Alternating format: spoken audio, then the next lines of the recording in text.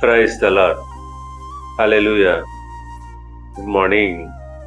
క్రీస్తునందు ప్రియులారా, ఈ ఉదయ కాలంలో మరొక నూతన వాగ్దానంతో మనము ఈ దినచర్యలు ఆరంభించుకున్నాము. ఈనాటి దేవుని వాగ్దానము యోవేలు గ్రంథము 2వ అధ్యాయము 26వ వచనము. నా జనులు ఇక నిన్నటికిని సిగ్గునందరు. ఆమేన్. ప్రియులారా, దేవుడు వాగ్దానం చేస్తున్నాడు, నా జనులు ఇక ఎన్నటికి కూడా సిగ్గునందరని అంటున్నాడు. అవును, నిజమే.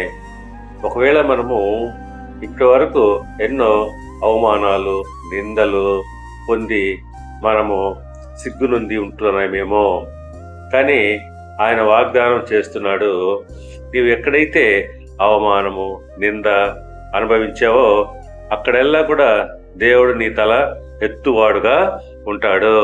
నీవు సిగ్గునుందవలసిన అవసరత ఎంత మాత్రము లేదు. అటువంటి గొప్ప కార్యములు ఆయన నీ జీవితంలో చేయనుద్దేశించి ఉంటున్నాడు.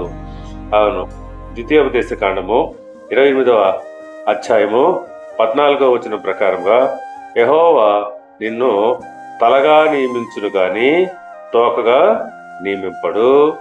అవును, దేవుడు మనలను ఆయన అందరికంటే కూడా పైవారుగాను నియమిస్తాడే గాని క్రింది వారుగా నియమించడు. కాబట్టి మనము ఆయన యందు విశ్వాసము ఉంచినట్లయితే మనం ఎన్నటికి కూడా సిగ్గు నొందము.